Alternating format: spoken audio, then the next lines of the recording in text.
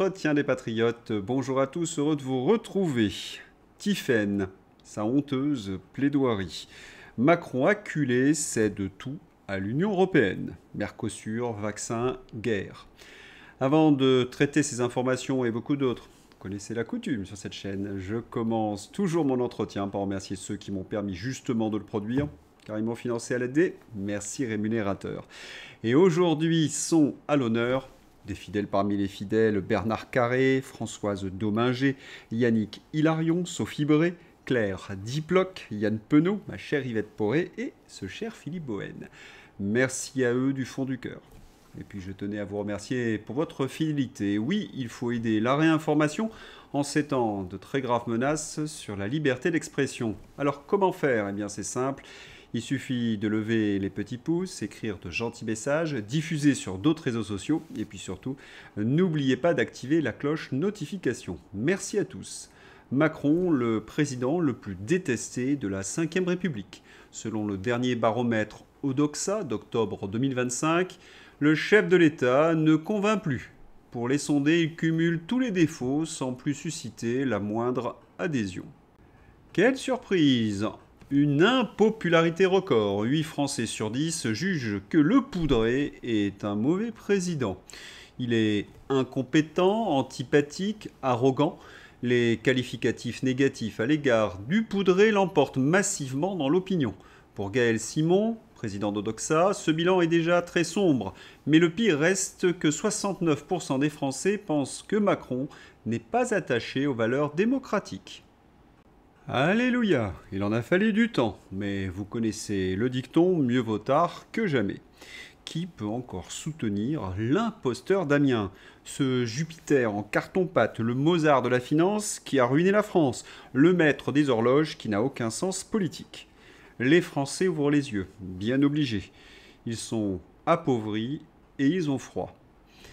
Alerte vidéo, Véronique est heureuse quand il lui reste 150 € à la fin du mois et hésite à se chauffer. Quand elle le fait, c'est pour avoir 16 degrés dans la pièce. Rappel, nous sommes le pays avec le plus de centrales par habitant. Ce pays s'effondre. La tragédie française. 36% des foyers français peinent à régler leurs factures. Pour des millions de Français, se chauffer est devenu un luxe. Après 8 ans du Poudré, on en est là. Tout le reste n'est que diversion. Cette situation me fait penser à une chanson des Charlots des années 70. Merci Macron, merci Macron, merci Macron, merci Macron. Quel plaisir d'avoir voté pour vous, on se les pèle sans un sou. Merci Macron. Et vous croyez que cela va s'arrêter? Que nenni. Alerte, à partir du 20 novembre 2026, le découvert bancaire sera considéré comme un véritable crédit à la consommation. Au-delà de 200 €, les banques devront vérifier la solvabilité du client, revenus, charges, taux d'endettement, et fournir une fiche complète sur le coût et les conditions, comme pour un prêt classique. Ceux qui ont voté pour Emmanuel Macron devraient aller se cacher. Très forte hausse du nombre de chômeurs en catégorie A à 3,25 millions de personnes et 5,7 millions en catégorie ABC. Rien ne va plus dans la France macronienne. Même le chômage, auparavant bien masqué, remonte fortement. C'est normal, il y a des dizaines et des dizaines de milliers de faillites. Il faut bien comprendre ce que cela signifie. Ils n'arrivent même plus à maquiller les chiffres du chômage, tant la situation est dramatique. La France sous Emmanuel Macron est en phase terminale. Ses fleurons industriels ont disparu ou sont en phase de disparition. Tavares, l'automobile, l'ancien patron de Stellantis, estime sur France Inter que les Européens ne pourront pas garder leur mode de vie sans travailler plus. La France est une société décadente qui a oublié la valeur du travail. Est-ce que ce pays peut se réformer sans violence? Je n'en suis pas sûr. Personne ne veut faire des efforts et tout le monde veut croire aux mensonges qu'on va être protégé par le gouvernement. Cela va mal se terminer. La version sans les lunettes roses, les Européens ne vont pas garder leur mode de vie, même en travaillant plus. Et pourquoi d'ailleurs? Ils vont racheter les usines européennes et seront vus comme les sauveurs. Carlos Tavares explique comment les Chinois vont prendre le pouvoir dans l'automobile. La défaite est totale, la solution abandonner d'urgence l'interdiction du moteur thermique en 2035 et surtout le Frexit. Pour renverser la vapeur, il nous faudrait un président qui aime la France, qui aime les Français, qui défend les intérêts nationaux. Et qui est à l'Élysée? Macron. Un pauvre paltoqué de Davos, une marionnette désarticulée. Le spectacle est pathétique. Le Mercosur. Souvenez-vous, nous étions le 26 octobre. Kaja Kallas, vice-présidente de la Commission européenne, assure que les 27 dirigeants ont donné mandat pour signer l'accord Mercosur. Mais Macron dément formellement. Et hier, quelle honte! Mercosur, pour le président Emmanuel Macron, l'accord va dans le bon sens. Pendant des mois, Macron a fait croire aux agriculteurs qu'il s'opposerait à l'accord Mercosur. Aujourd'hui, ce menteur pathologique affirme que ce traité désastreux va dans le bon sens. Le seul moyen de sauver notre agriculture serait qu'il parte. C'est là où l'on mesure l'étendue de la trahison des Vauquiers et des socialos. C'était l'Union européenne, leurs petits intérêts de boutique avant les Français. Et peu importe que les Français n'en peuvent plus. Marie-Claude, 73 ans, entame une grève de la faim pour récupérer sa maison squattée. Son locataire l'empêche d'entrer dans le logement. Les démarches de conciliation n'ont rien donné. Il y a 5 jours, Marie-Claude a arrêté de manger pour faire bouger les choses. Et ça continue encore et encore. Il meurt en prison, un policier maintenu en détention provisoire pour des tirs mortels sur un squatteur sans papier. Pendant que des voyous se baladent tranquillement, un policier croupit en prison pour s'être défendu et avoir protégé sa grand-mère. Encore une fois, la justice se place du côté des délinquants contre les forces de l'ordre. La France, sous Macron, un enfer. Depuis 8 ans, les Français ont été manipulés, harcelés, insultés, martyrisés par ce couple diabolique. Et vous connaissez la dernière blague de la presse ?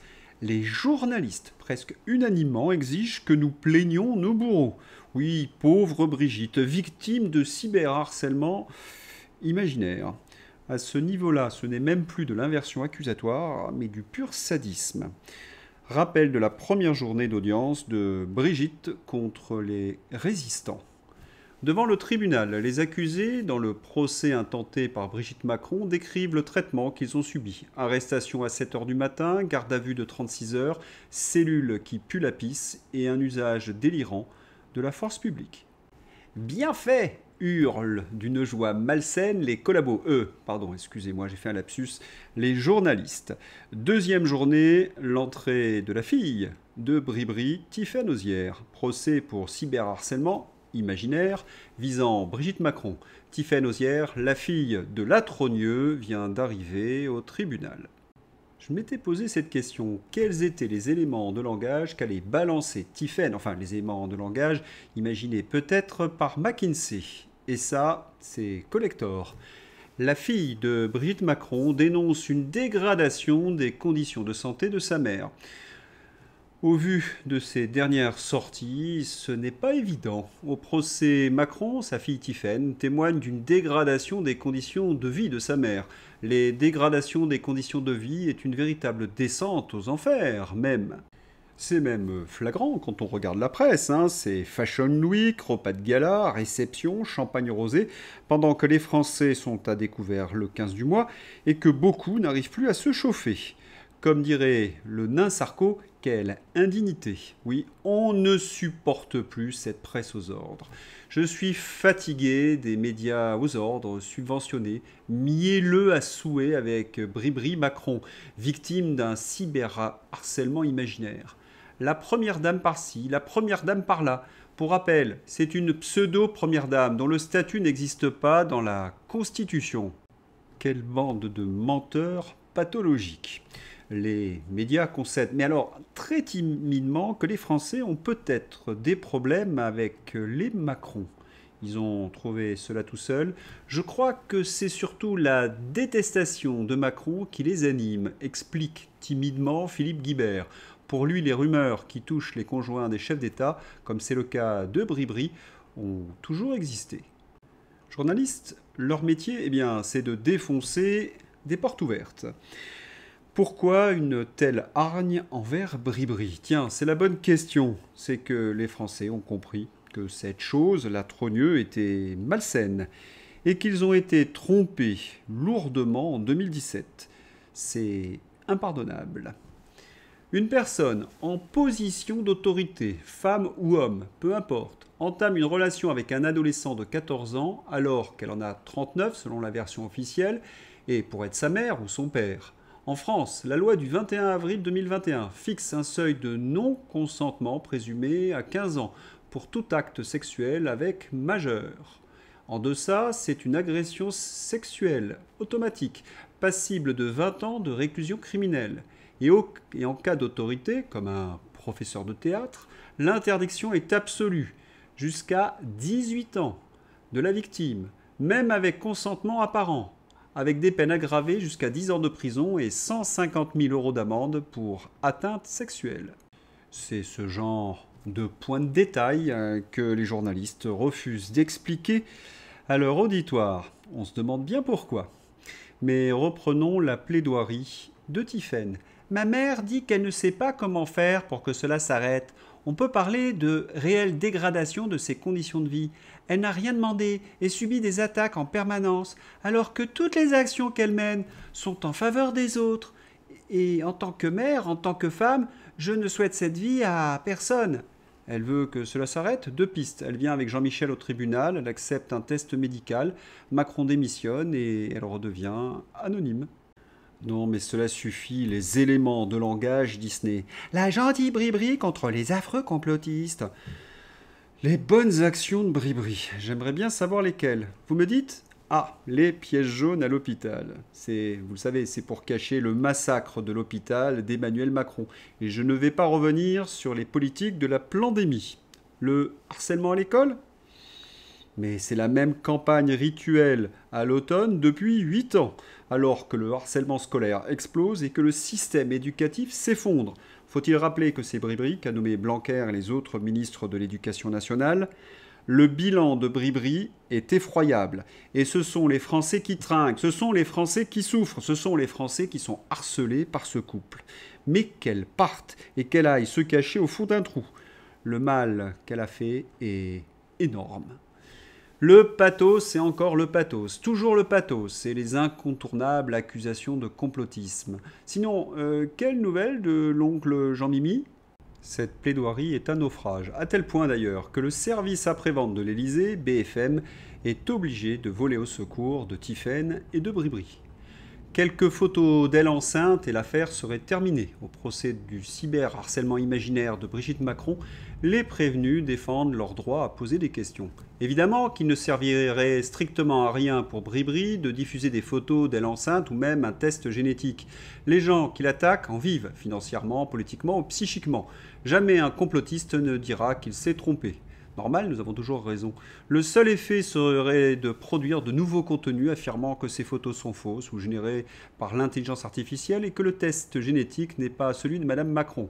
De nouveaux contenus qui généreront de nouveaux revenus pour leurs auteurs ou de nouvelles sources de satisfaction. C'est ce qu'on appelle une inversion accusatoire. Raphaël Grabli, qui est-il ? Oh, c'est un grand reporter sur BFM TV. Grand reporter BFM TV, c'est un peu oxymorique. Spécialiste des sujets numériques.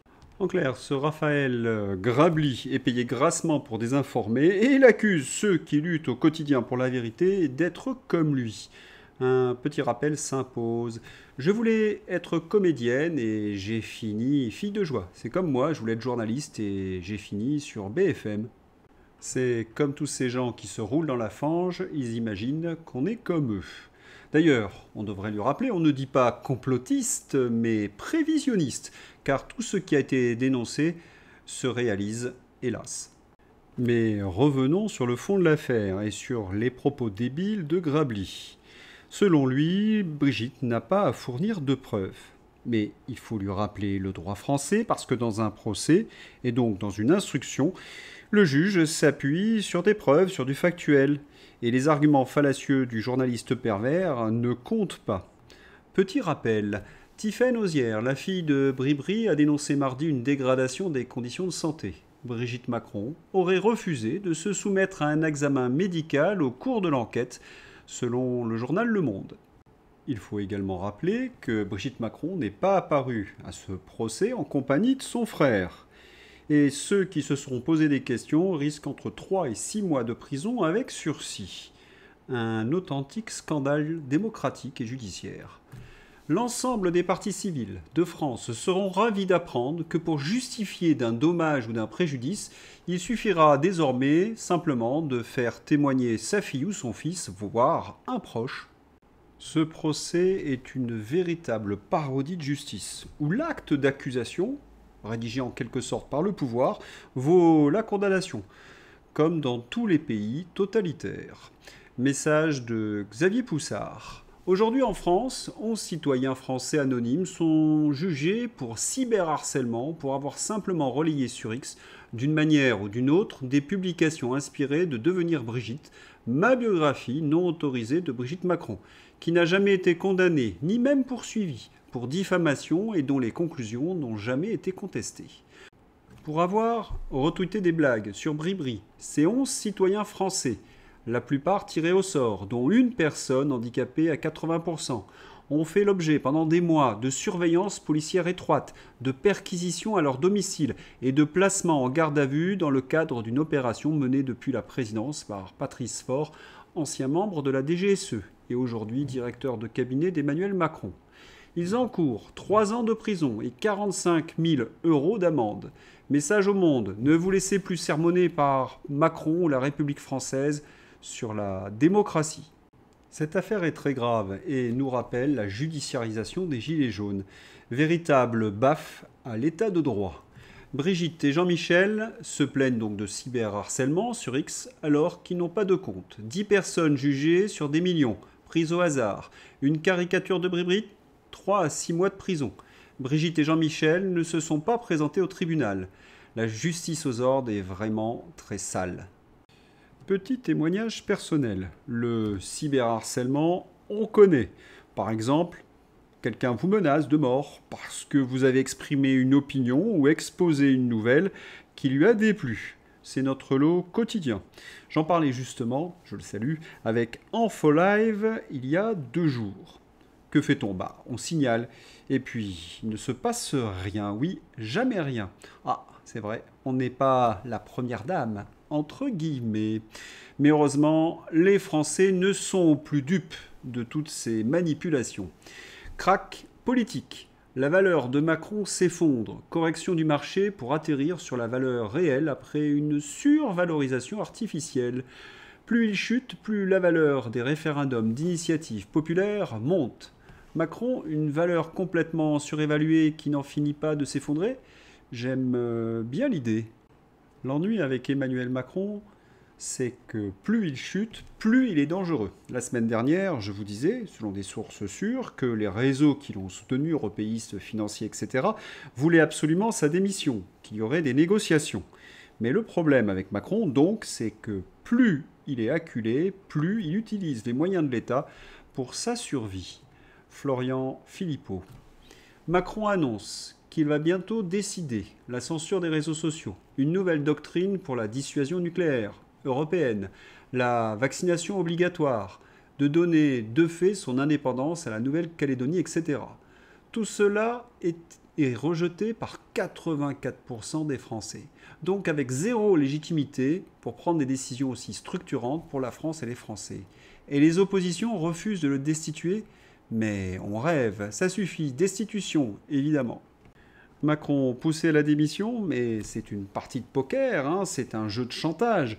Macron, pour éviter la démission, livre tout ce qu'il peut donner aux européistes. Laissez-moi au pouvoir, je vous donne tout, je fais tout ce que vous voulez. D'abord, je suis à 12% d'opinion favorable. L'arme nucléaire, la censure des réseaux sociaux, la vaccination, tout. Commençons par les réseaux sociaux. Macron appelle à la résistance face aux menaces des réseaux sociaux sur la démocratie. Ah, le poudré, ces grosses ficelles. Il pille les mots de ses adversaires politiques. Ils se disent résistants, eh bien lui, il appelle à la résistance. L'inversion des valeurs permanente. Un président qui perd élection sur élection, mais qui se maintient coûte que coûte au pouvoir malgré le rejet massif de son peuple, n'est-elle pas là la vraie menace pour la démocratie ? Macron veut réinventer le ministère de la Vérité sous ordre des européistes. Et qui est chargé de mettre en place ce ministère de la Vérité? Aurore Berger, on se pince. La liberté d'expression, ce n'est pas la fausse information, la rumeur, le complotisme, déclare Aurore Berger. Les macronistes se permettent de redéfinir la liberté d'expression alors qu'ils mentent tous les jours. Il serait trop long d'énumérer tous les mensonges d'Aurore Berger, mais il faut quand même rappeler qu'elle a menti sous serment devant les sénateurs au sujet des crèches Babylou. Donc, agence France Presse, Emmanuel Macron va lancer mardi un débat autour de l'impact des réseaux sociaux et d'Internet sur la déstructuration du débat public et la démocratie, dans la perspective des prochaines élections, a annoncé lundi l'Élysée. L'économie française s'effondre, la fiscalité devient confiscatoire, les entrepreneurs et étudiants s'interrogent sur le futur, le pays fait face à une vague immigratoire subversive, l'insécurité est à des sommets, les femmes en France doivent adapter leurs vêtements et déplacements pour ne pas être agressés, les monuments historiques sont détruits au volet, mais voilà ce qui est prioritaire pour le poudrer, mettre en place un ministère de la vérité et censurer ce qui lui déplaît. Mais on est où là ? C'est ce que nous dénonçons depuis des années. Macron manipule les masses pour cacher le désastre de son bilan. Et son truc, c'est surtout cliver les Français sur certains sujets. Chaque jour, c'est la roue de l'infortune. D'un coup, c'est les Russes, un coup, c'est l'extrême droite, un coup, ce sont les vaccins, un autre coup, les réseaux sociaux ou le réchauffement climatique. Béatrice Rosen. Macron, par sa politique du « on marche sur la tête » sur tous les sujets, nucléaire, Covid, culture française, Mercosur, etc., a détruit la confiance du peuple envers la parole officielle.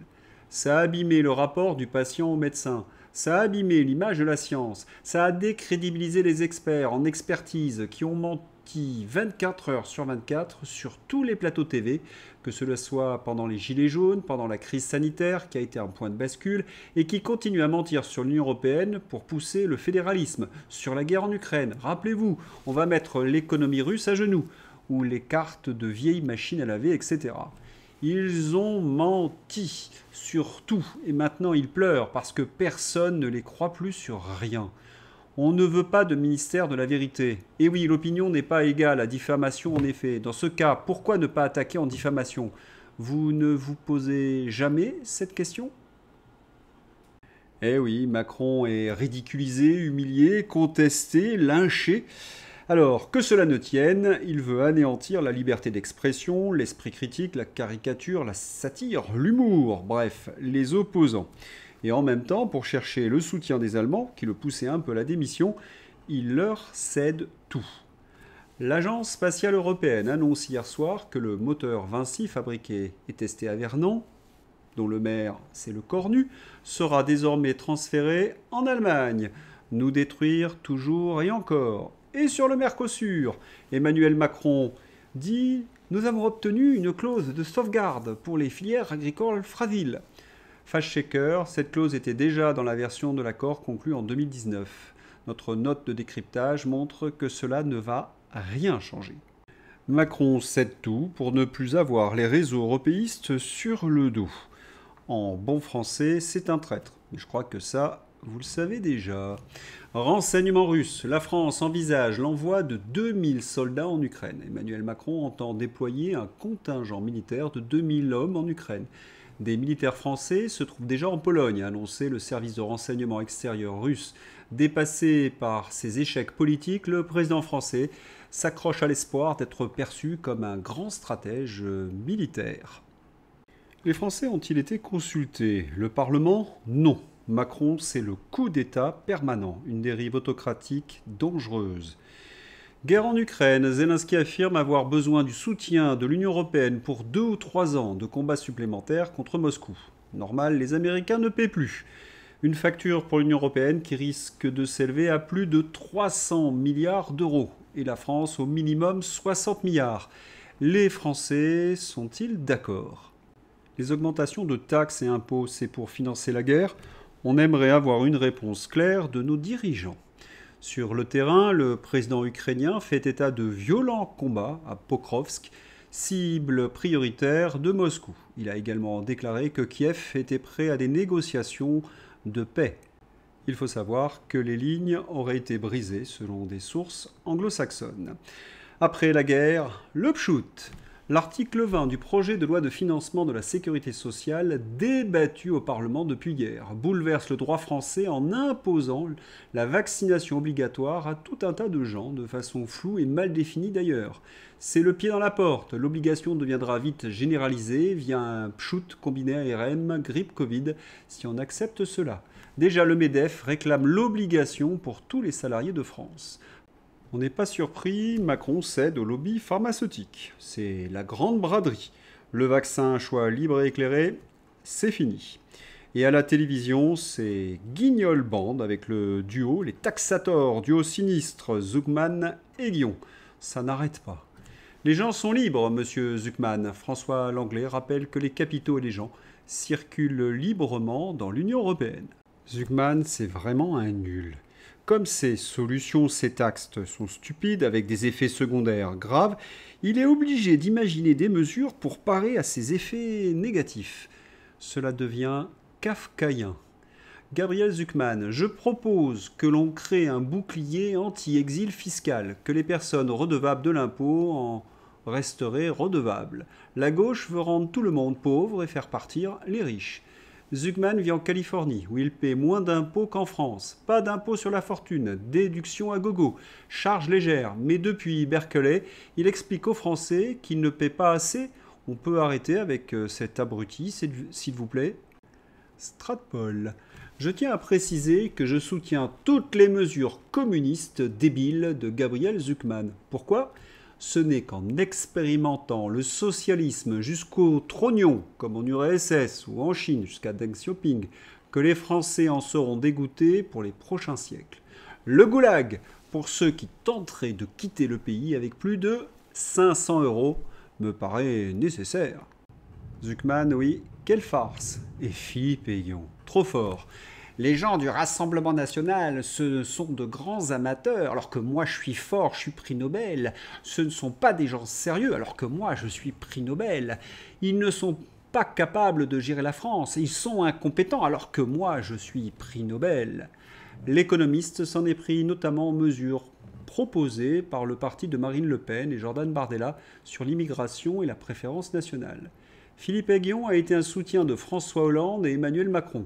Vu l'état du pays, cette information devrait suffire à discréditer toute prise de position politique de ce guignol. Tous ces socialos nous ont ruinés et ils la ramènent encore. Allez, c'est l'heure d'ouvrir la page fantasy avec Caroline Fourest. Ce soir sur LCU, Fourest en liberté.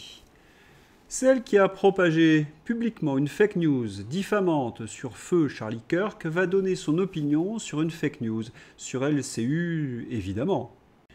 Une humoriste virée de France Inter. L'humoriste Marie Saint-Filtre virée de la matinale de France Inter. Normal, elle revendiquait ne pas être très drôle. Macron et les réseaux sociaux. Les réseaux sociaux abrutissent la jeunesse. Les réseaux sociaux abîment la démocratie. Les réseaux sociaux propagent des fake news. Emmanuel Macron, faites ce que je dis, mais pas ce que je fais. Et oui, les complotistes sont partout. L'Élysée avait déclaré que la gifle de Macron était générée par l'intelligence artificielle, ou que c'était les Russes. Alerte info, Emmanuel Macron veut lancer un débat national sur les menaces pour la démocratie venues d'Internet. À quand un débat national sur les menaces pour la démocratie venues des médias appartenant à des oligarques ou à l'État ? La dernière trouvaille de Zuckman et Guillon. Le gouvernement va créer une nouvelle taxe sur la taxe qui finance la suppression de la taxe. Drame à LCU, à la Poédie, trahi par les journalistes. Vos ex-camarades de LCU propagent des fake news. Ukraine, la chute de Pokrovsk est en cours. C'est Zoé Sagan qui parle, pas moi. Les justifications confuses de Aurélien Poisson-Atlan, principal protagoniste du procès de la fake news sur Brigitte Macron. Confus, mais j'adore. On apprend aux collégiens, dès la 4e, que le personnage d'un roman n'est pas l'auteur. C'est ce que dit Aurélien, il explique. Mais là, on a la preuve éclatante que pour être journaliste, il faut arrêter ses études au CM2. Leur ignorance est crasse. Voilà, c'est tout pour aujourd'hui. Je vous souhaite une excellente journée. À bientôt. Au revoir.